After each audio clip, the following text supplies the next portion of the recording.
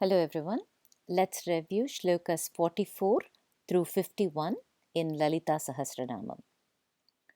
Nirlepā nirmalā nityā nirākārā nirākulā nirguṇā niśhkaḻā śāntā niśhkāmā nirupaplavā nityamuktā nirvikārā niśhprapañchā nirāśrayā nityashuddhā nityabuddhā niravadyā nirantarā niśhkāraṇā niśhkaḻaṅkā nirupādhir nirīśvarā nīrāgā rāgamathanī nirmadā madanāśinī niśchintā nirahaṅkārā nirmohā mohanāśinī nirmamā mamatāhantri niśhpapapapanāśinī niśhkroධā krodhaṣamani nirlobhā lobhanāśinī niṣsamśaya samśayagni nirbhavā bhavanaśinī nirvikalpā nirābādā nirbedhā bedanaśinī nirnāśā mrityumatani niśhkriya niśhparigraha nistulā nīlachikurā nirapāyā niratyaya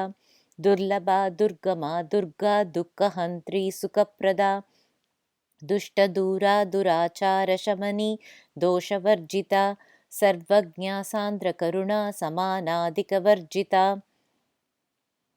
Let's take a look at the meanings. One thing you might have observed that all these shlokas have namas that start with the nir, and all these shlokas together are talking about Lalita as the nirguṇa Brahman. So gunam means attributes, nirgunam means without attributes, and we've discussed this many times. According to Advaita Vedanta, there is only one ultimate reality. That ultimate reality is beyond description, right? We call that tat, and that is the basis of the entire universe. It's the essence of the universe, and it is that ultimate reality that has manifested into everything in this universe.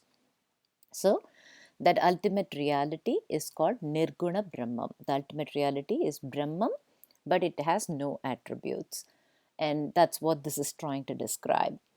And some of this, let's explore it with an example.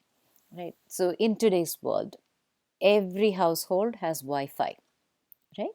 So, household businesses, everybody has Wi-Fi. So, it's a common knowledge for all of us that there is Wi-Fi. But now, even if you have a router in your house, as an individual, can you tell whether there is a Wi-Fi in that particular room? We can't see those radio waves. We can't smell them, touch them, hear them, none of those. So that Wi-Fi is not under human perception, right? Even though we have a router. So in our house, how will we tell there is Wi-Fi? The router will have a light that is going on. That is the way we find out that there is wireless that is available. Or you will have like a phone, let's say smartphone, that can actually connect to that particular Wi-Fi. And even for that smartphone, it cannot just connect to any radio wave, right? You give your Wi-Fi a name, and in the phone you will see that there is a signal strength, and that's how we can all tell that there is Wi-Fi available, with a name and a signal strength. So now, if you will think of it, the ultimate reality is like that Wi-Fi, right? That ultimate reality is beyond human perception. So that's what we call as nirguṇa Brahman. It is not something that we can describe at all. It does not have any attributes. It just is. That's why it's called as tat. Now, we need a device. As humans, we cannot appreciate that ultimate reality. So, how do we do it? Through a device, and even in that device, we give it a name, we give it a form. And when that ultimate reality has a name and a form, then we call it the Saguṇa Brahman with attributes. And why do we do the Saguṇa Brahman? Only because it is beyond human perception, or it's so abstract that we cannot grasp it. We give it a attribute. So the Saguṇa Brahman is based on the nirguṇa Brahman. The ultimate reality is the foundation for everything else. So just like in this Wi-Fi example, right? You gave your Wi-Fi in your household a name, right? Whether you called it A or B or C, the Wi-Fi will still work, right? The name really doesn't matter. Whatever you call it, it is still the same network that you're referring to. That's why similarly in our world, it doesn't matter by what name we call God, right? We can call her Lalita, we can call her Govinda, we can call with any other religion's name of God, but yet we are all referring to that same ultimate reality. So this is where Saguna Brahmam, or the names and forms that we give, are just to make it easy for us. So let's explore it a little bit more. So in this particular context, the iPhone was able to catch that Wi-Fi, which a human being could not catch it. Now, how do we catch that ultimate reality? That thankfully we don't need any external device. We have to tune our inner apparatus, and we have to turn our mind's eye inward, and it says that ultimate reality, since it's the essence of everything, it is also the essence of us, and therefore when we turn inward we can understand that. So let's explore it a little bit better. Now, if you have a phone, then you can put a Wi-Fi name and password and you can connect to a Wi-Fi, and through that you can get the benefit of the Wi-Fi. But what if you had only a calculator, right? The calculator, and I'm talking about just a regular calculator, not a smart one, just what you used to have 20 years ago, something that you can hold in your hand and you can put numbers and you can add them and subtract them and multiply them, etc. So that kind of a calculator. Now you just have a calculator in your hand, and now how do you describe that Wi-Fi, right? So when you look at the calculator is not smart. It cannot take a name and a password and connect to a Wi-Fi. It is just regular. So now this may sound a little bit strange, but stay with me for a bit. When you look at that calculator, all the calculator understands is numbers, addition, subtraction, multiplication, and division. Now describe the Wi-Fi to the calculator. Is it addition? No. Is Wi-Fi subtraction? No. Is Wi-Fi multiplication? No. Is Wi-Fi division? No. Is Wi-Fi a number? No. Is Wi-Fi a zero? No. So now you can see that the Wi-Fi is completely beyond a calculator. It can't even begin to comprehend that Wi-Fi, right? And if you want to describe that Wi-Fi to a calculator, what do you have to describe it as? You only have to say what it is not, because what it is beyond the perception of a calculator. Like that, we human beings are all calculator in the world of a Wi-Fi. That ultimate reality is the Wi-Fi, and we're all calculators. That ultimate reality is very hard for us to perceive. We can't even begin to imagine that.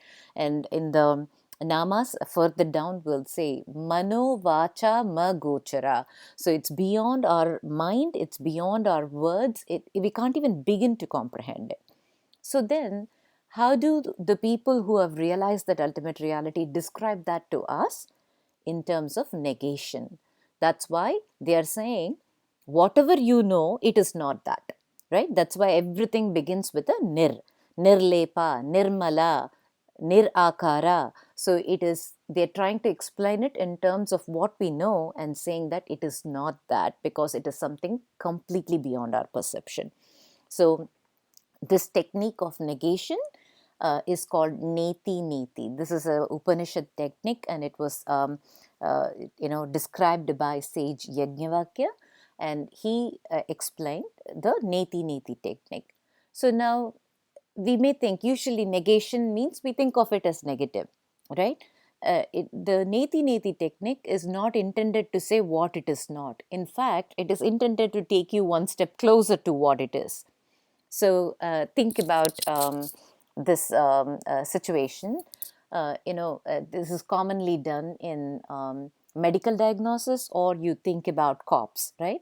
So in a crime scene, when the first crime starts, they may have multiple suspects, right? Everybody is a suspect, or whoever was engaged in that was a suspect.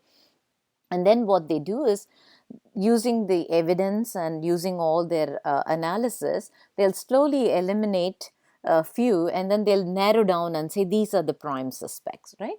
So what does that elimination or negation do for them? It narrows it down to what it can be. And the neti technique is also like that, and very similar in medical diagnosis, right? It's called as diagnosis by elimination. So when there is a particular symptom and it can be attributed to many causes, then they slowly start to figure out each one. They run tests and then they say that's not it, that's not it, and then what remains, it is. And the neti technique is also an intent to try to take us one step further. It is not this, it is not this, and therefore if you remove all of those, what remains must be it. That's how the technique works. And neti in Upanishad is kind of given as a way to do inquiry. And when we start to ask, it's not a body, I'm not my body, I'm not my mind, and we keep eliminating each one, then what remains is the self, or Atman, which is also the same as the Brahman. So that's why you see everything starting with the nir. With that introduction, let's go down to the meanings themselves.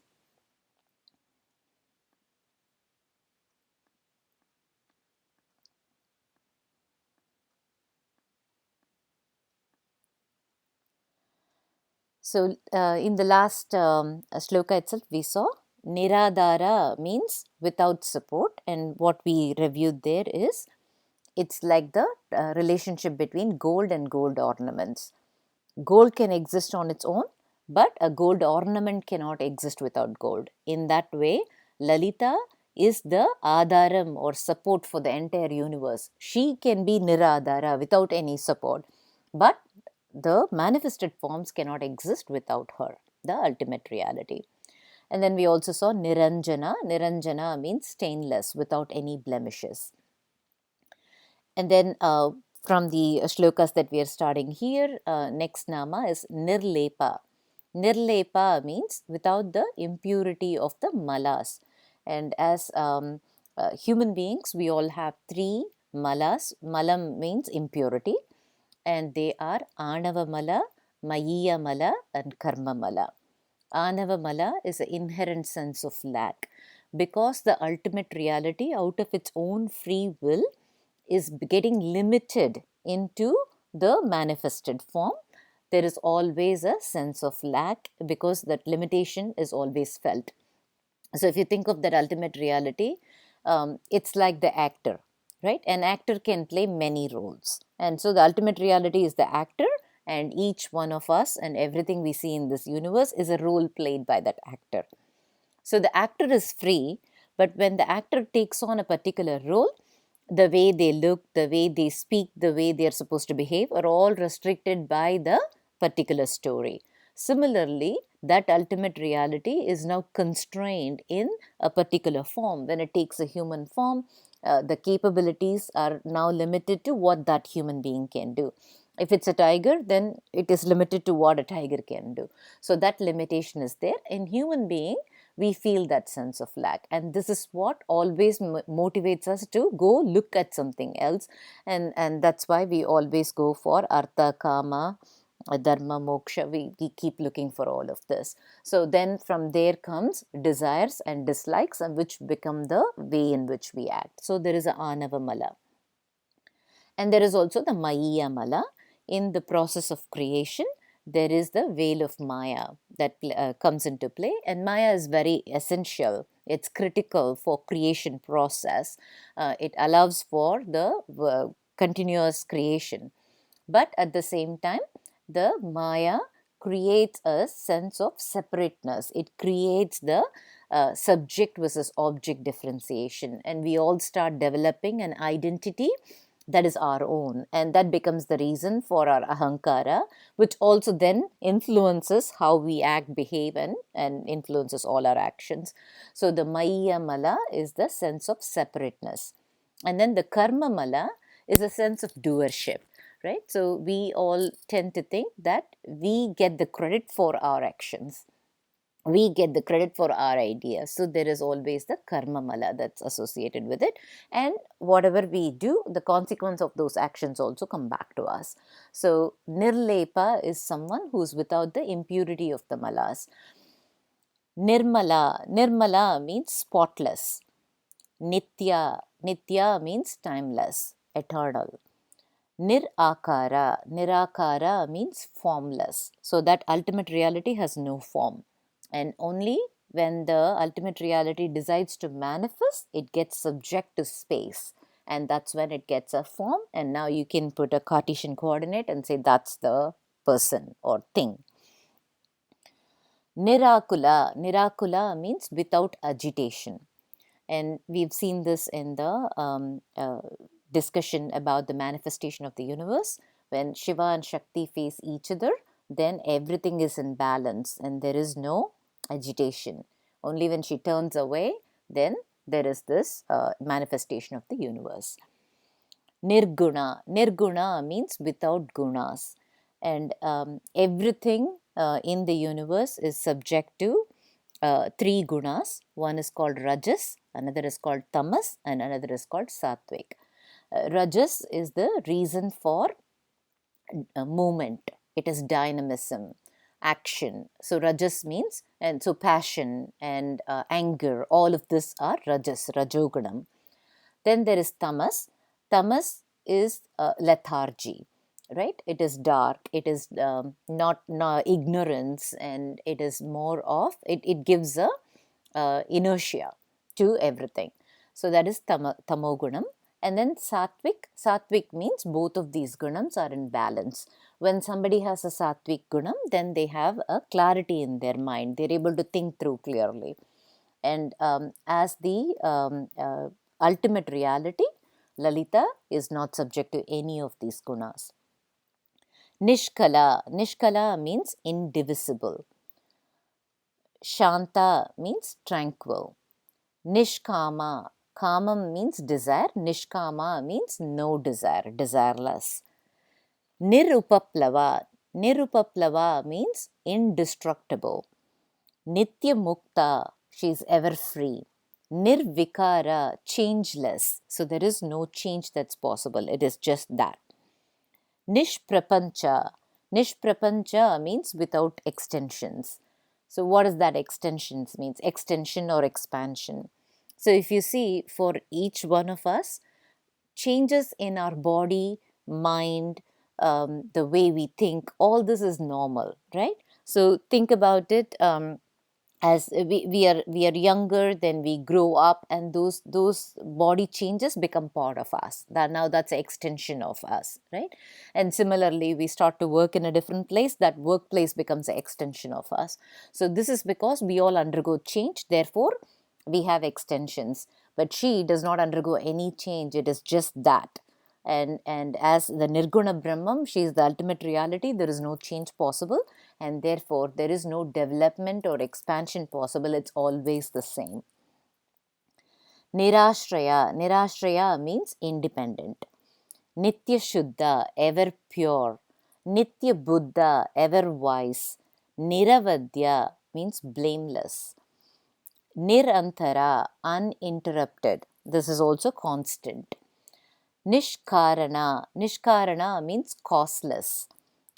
It just was there. The ultimate being just was there. There is no reason why it came up.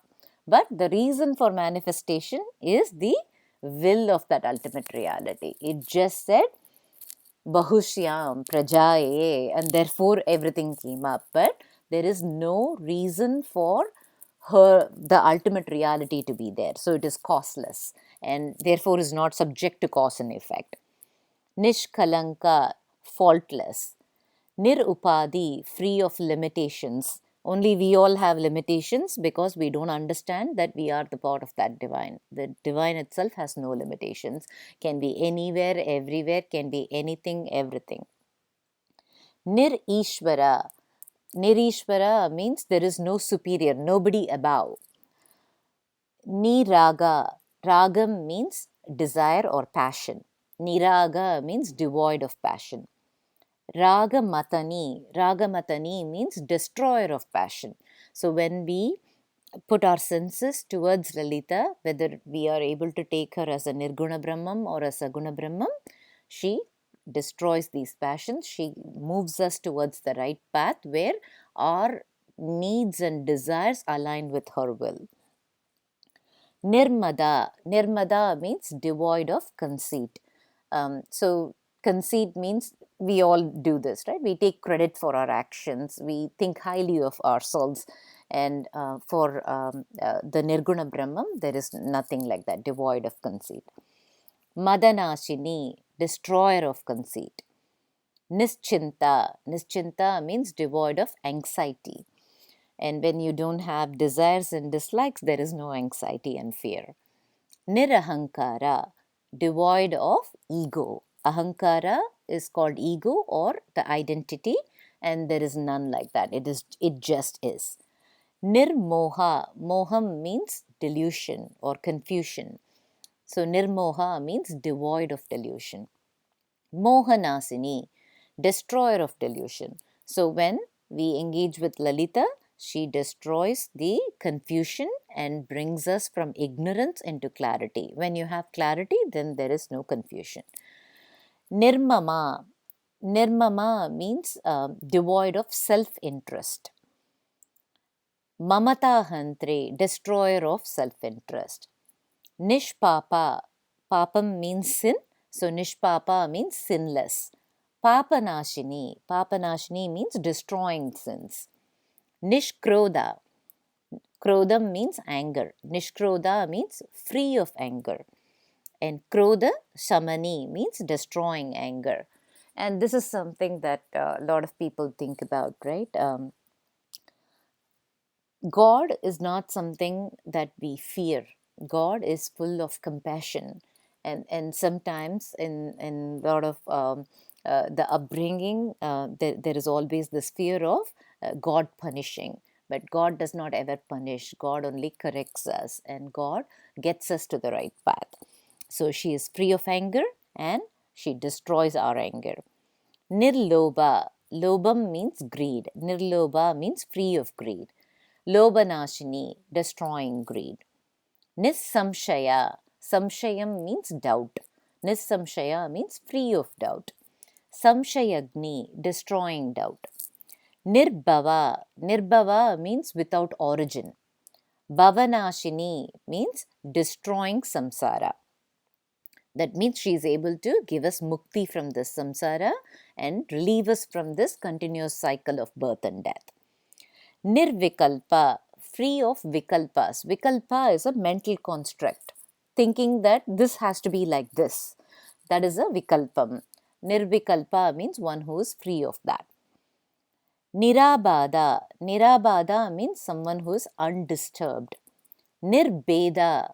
Bedam means distinction or differentiation. Nirbeda means free of distinctions. Bedanāśinī, destroys distinctions. So the whole idea of this ultimate reality is to drop that sense of separateness and attain that oneness with that ultimate reality, which allows us to see that we are one with the entire universe.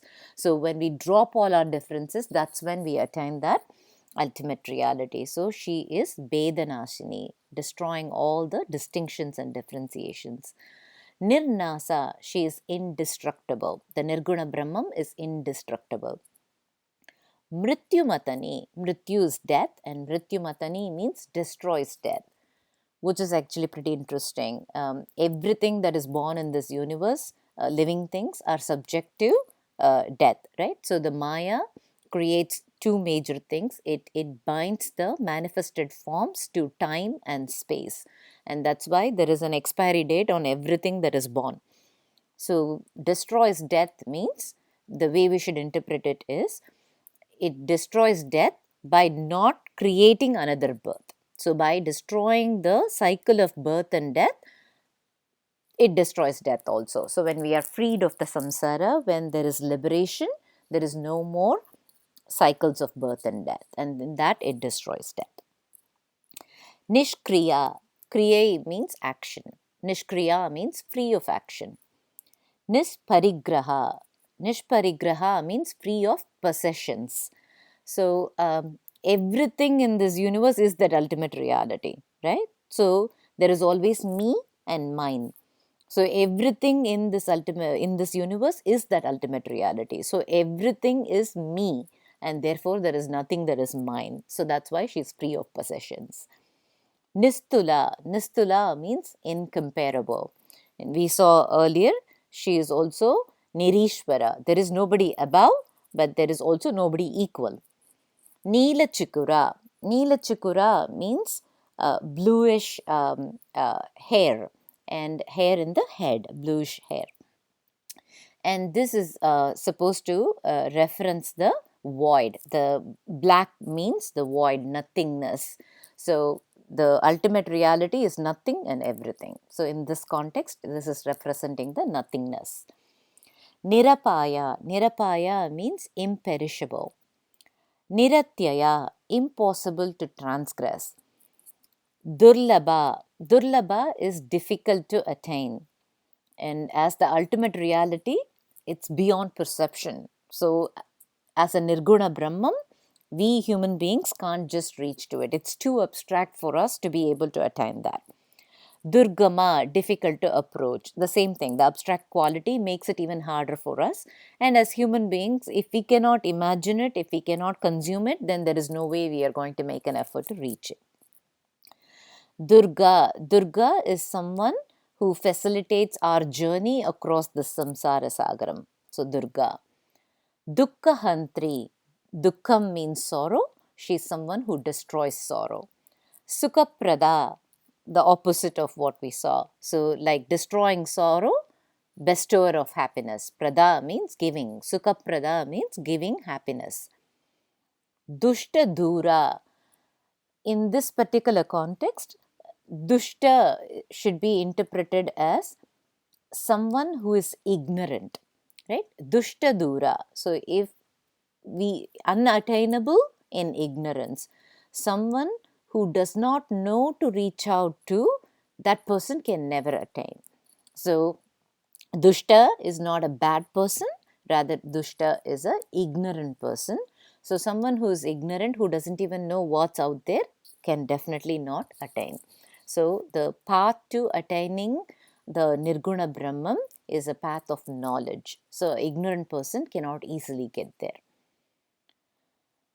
Durāchāra samani. So ending the sin of separation. Dosha varjita. Dosham means flaw. So dosha varjita means free of flaws. So with this, we have seen all the attribute or the way in which the nirguṇā Brahman is being described. There is still a little bit more that is part of the shlokas. So for the purpose of the continuity, I'll just finish it, but we can talk about it in the next video, which will start to describe her powers. Sarvagnya means knowing everything. Sandra Karuna means intensely compassionate. Samanadika Varjita, with no superior or equal. So these are all starting to describe the powers of the Saguna Brahman. So we'll start to look at that. But with Nama Dosha Varjita, the Nirguṇā Brahman's attributes are all defined. That's all for today. Thank you.